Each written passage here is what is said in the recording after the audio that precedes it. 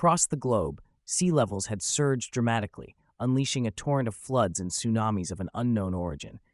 The cataclysmic flood had even caused the mountains to shudder, leaving the entire world at the mercy of this watery devastation. But amid all this chaos, our hero, Sui, slept soundly, oblivious to the disaster unfolding outside his window. Only the insistent ring of his alarm clock could rouse him from his deep slumber. Upon waking, he was met with a throbbing headache, a painful reminder of his repeated error. He had, once again, overindulged with a client, despite his firm resolutions never to drink so excessively. The hangover was severe, and Sui had no choice but to drag himself to work in such a state. As he prepared to put on his house slippers, he was shocked to find them wet and stepped straight into water. Assuming he must have left a tap running and flooded his apartment, he checked all the taps and pipes, only to find them all in order. The situation became even more perplexing because Sui lived on the top floor, and there was no way for neighbors above to cause flooding. With nothing valuable in his apartment, he decided to air it out and deal with the mess after work. When he opened the curtains to let in sunlight, he was astonished by what he saw. Instead of the familiar view of a bustling city, all he could see was water. Seawater, with waves stretching as far as the eye could see. Debris floated on the surface, and only the tops of the tallest buildings protruded from the vast blue expanse. Sui initially thought he might be hallucinating from his hangover, but no matter how tightly he closed his eyes, the scene outside remained unchanged. The stark realization hit him like a bolt of lightning. This was not a figment of his imagination, but a grim new reality. Overwhelmed by fear, he stumbled back from the window, understanding why his apartment floor was underwater. He couldn't fathom that he had been so inebriated that he failed to notice the city sinking beneath the waves. His immediate thought was to search for other survivors. Perhaps some neighbors were still in their apartments and could provide answers. Sui knocked on the first door along the hallway, calling out to see if anyone was home, but there was no response. The silence was deafening, amplifying the gravity of the situation and leaving Sui to grapple with the reality of his submerged world. He answered, but the knocking continued, insistent, demanding a response. Then, suddenly, the door swung open on its own, simply because it hadn't been locked. Inside, chaos greeted him, belongings strewn everywhere. It appeared his neighbors had left in a hurry. There were no people, and the dog, whose barking and howling had always kept our protagonist awake, was nowhere to be found. It felt as though the place had been abandoned long ago. Still, Sui found it odd. It was the first time in their city's history that such a devastating flood had hit overnight. Judging by the scattered belongings and the state everything was left in, it seemed like his neighbors had panicked when they heard the news, desperately fleeing and forgetting to close the door in their haste. Yet, something didn't sit right. If they had only left the day before, how could there already be such a thick layer of dust, and why had the food spoiled so quickly? It was as if the apartment had been abandoned for weeks. Sui, who had been passed out from a drunken binge, had somehow become the only one left in the entire building, while the others escaped to safety. But the more he thought about it, the less sense it made. Could he really be the last one left? He wasn't going to just sit there and do nothing. He needed to find a way out. Predictably, the elevator was out of order, and to his dismay, the stairwell was flooded too. Water had reached all the way to the top floor. It was cold to the touch and unnervingly still. But as soon as his fingers brushed the surface, it began to boil several meters away from him. Sui hadn't expected this.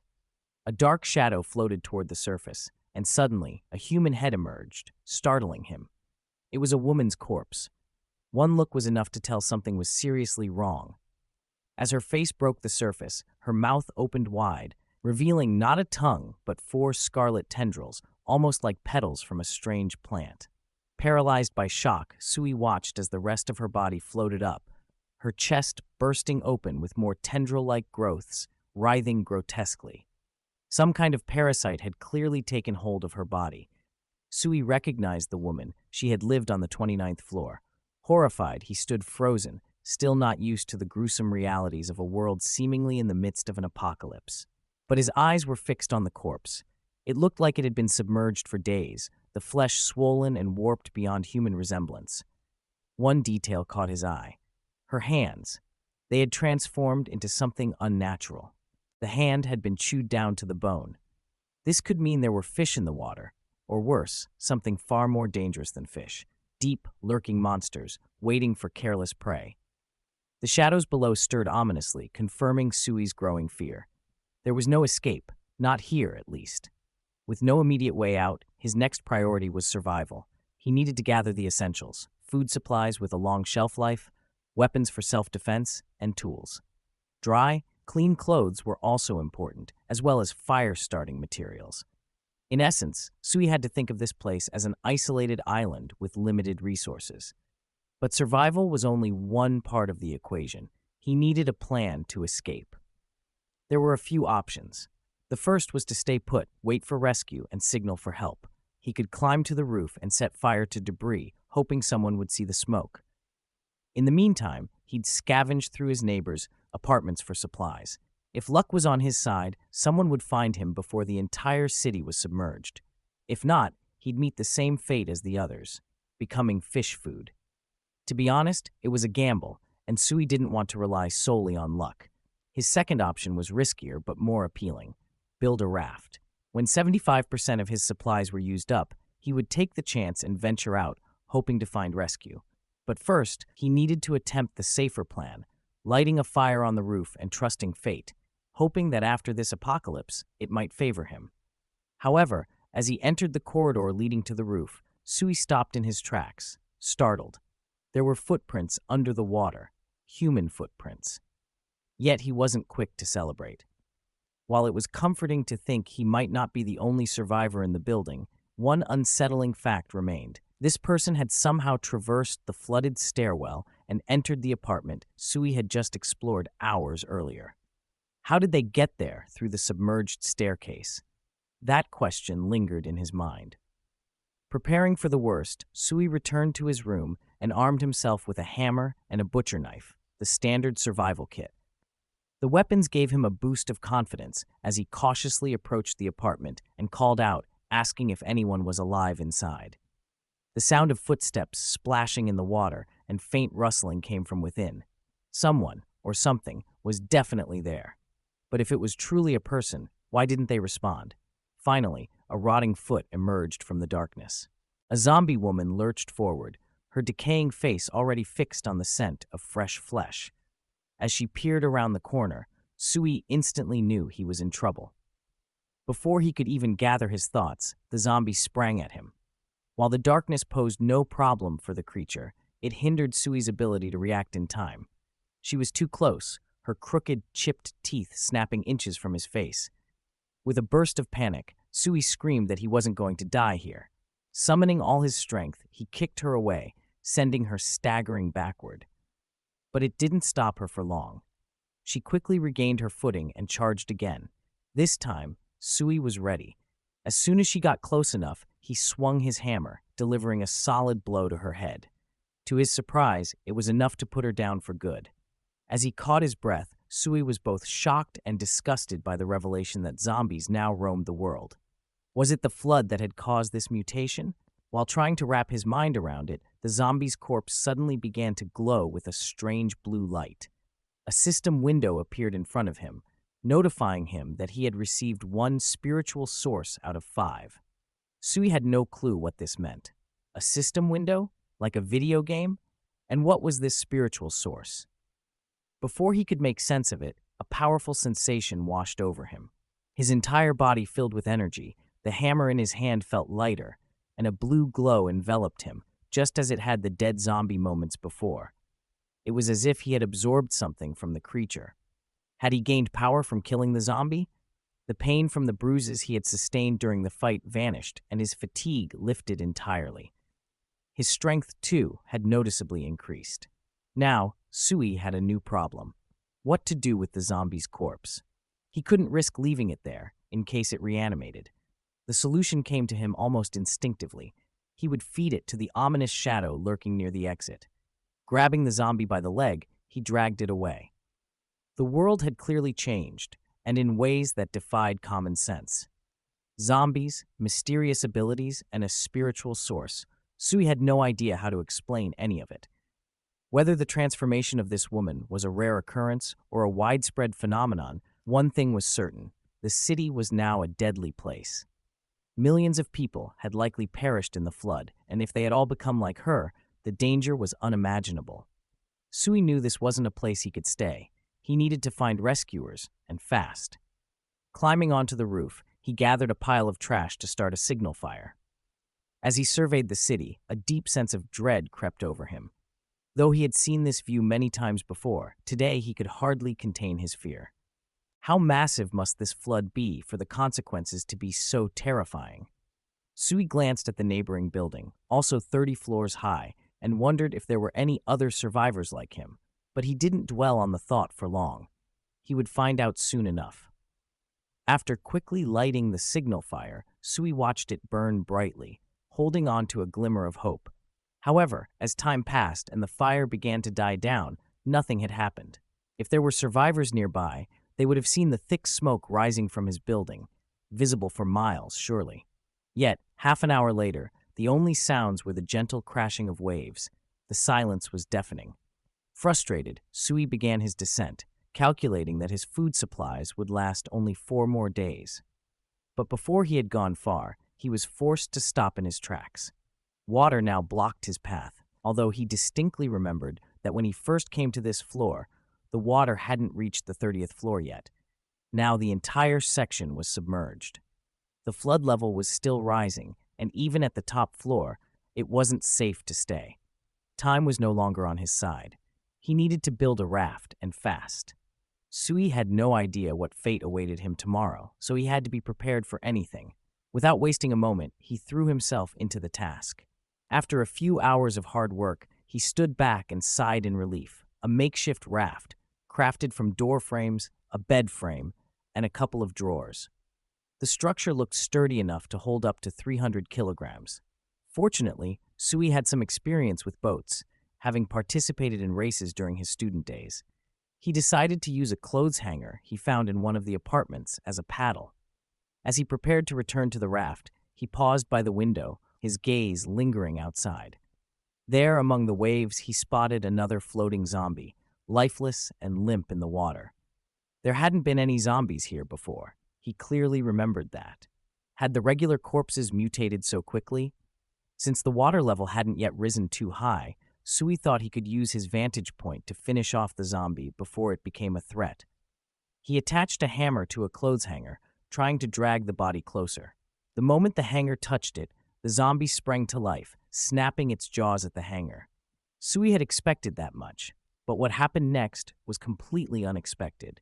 As the zombie thrashed, something unseen in the water suddenly dragged it under. At first, Sui didn't grasp what was happening. The zombie fought against the force, but whatever it was had no trouble pulling it into the depths. Long, dark shadows swirled below, pulling the creature down to where no light could reach. In mere moments, the only trace of the zombie was a trail of air bubbles rising to the surface. Sui was horrified by the sight. Terror seized him, and he slammed the window shut, his heart racing. He struggled to catch his breath, shaken by the thought of what monstrous things might be lurking in the water below. The water was cursed. It wasn't just corpses that lurked beneath the surface. Something far more terrifying called it home. Sui remembered the bite marks on the first corpse he encountered, a sign that other creatures were at work. The raft he had worked so hard to build, once his hope for escape, now seemed far less reliable. If he tried to cross to the neighboring building, the creatures below could easily drag him under before he reached his destination. But staying put wasn't an option either. He had only 4 days of food left, and the water level was still rising. On top of that, more corpses could mutate at any moment. There was no rest for Sui. His uneasy thoughts were interrupted by the sound of lifeless hands banging against his apartment door. He cursed his bad luck. The moment he started thinking about his predicament, it was as if he'd summoned the danger. Soon, the knocking subsided, and the zombies seemed to lose interest, moving on to another door. Deciding to take a look, Sui carefully peered out, confirming his suspicions. It was another zombie. It looked suspiciously similar to the one he had seen in the water earlier, with a broken leg barely attached after being gnawed on by the creatures below. There was no way to know how much it would hinder the zombie's movement, but Sui wasn't going to wait and find out. Now was the perfect time to strike first. The zombie had no chance to react before Sui delivered a precise hammer blow to its head. One hit, one kill. The zombie crumpled to the floor, lifeless. As expected, a system window appeared, indicating his progress. 2 out of 5 spiritual sources. He felt the familiar rush of energy coursing through his body, confirming his theory. With each kill, he was growing stronger. If he continued killing these mutated corpses, Sui could amass enough power not only to defeat the regular zombies, but perhaps even to face the mysterious underwater creatures. Escape from the flooded city might still be within reach. However, he still didn't understand what these spiritual sources meant, or what would happen when he collected all 5. His thoughts were cut short by the unmistakable sound of glass shattering. Behind him, another zombie had broken through the window in his bedroom. This one was different from the others. Its body was covered in bites, but it seemed stronger, driven by a ravenous hunger. Unlike the others, it had managed to break through the aluminum-framed window, proof of its increased strength. But no matter how strong it was, Sui had no choice but to fight. The battle began. Human versus zombie, hammer versus bone. But as he swung, the zombie caught his weapon effortlessly. Sue immediately realized this was no ordinary opponent. This one was faster, more agile, and alarmingly capable of blocking attacks. It had primitive martial skills, something the others hadn't shown. Had Sui not gained strength from the second spiritual source, might have been in real trouble. Still, this battle would not be easy. Stronger than the first, and Sui could sense it immediately. Had it not been for the spiritual energy he'd absorbed, his defeat would have been certain. Fortunately, with his enhanced strength, he could fight on more equal footing, which meant he had a chance, albeit a slim one. But what he didn't anticipate was the sheer endurance of his opponent. With a swift leg kick, Sue hoped to at least knock the zombie off balance, but it had no effect. The creature stared at him, its decayed face almost mocking, as if to say, "Is that all you've got?" Sui quickly realized his mistake. Zombies didn't feel pain, and the kind of blow that would disable a human was useless against a creature like this. In the next instant, the zombie retaliated, kicking Sui with such force that he flew across the room, crashing into a closet. The impact shattered the wood, and he found himself buried under a pile of broken shelves and scattered clothes. He gasped for breath, the pain in his chest making it clear that the blow had likely fractured some ribs. Worse, the fight wasn't over. The zombie was still advancing. Lying there, beaten and weak, Sui had a brief moment where it seemed like everything was slowing down. Is this really how it ends? He thought. He couldn't believe that after surviving the flood and everything that followed, he might die like this. His life had just started to turn around. He had landed a good job, and for the first time in a long while, his future had seemed bright. To die now, in such a meaningless way, was unacceptable. Something inside him ignited. He wasn't ready to die. Not here, not now.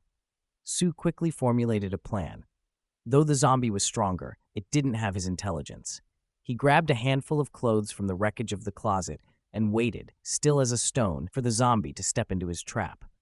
When the creature stepped onto the fabric, it lost its balance and began to fall. This was Sui's moment. He lunged forward, hammer in hand, ready to finish the fight. A single powerful blow to the head sent the zombie crashing to the ground. This time, it stayed down. Sui stood over the fallen creature, breathing heavily, the adrenaline coursing through his veins. He had survived.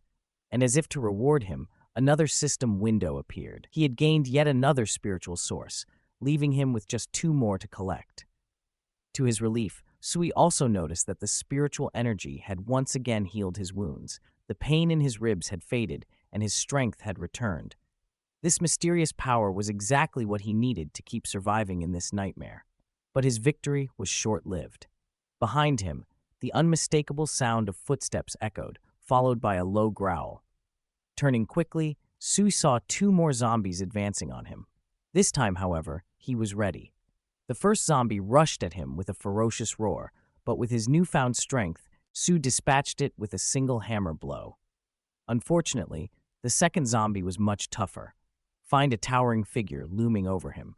Sui instinctively raised his hammer, his mind racing. Wait, please wait.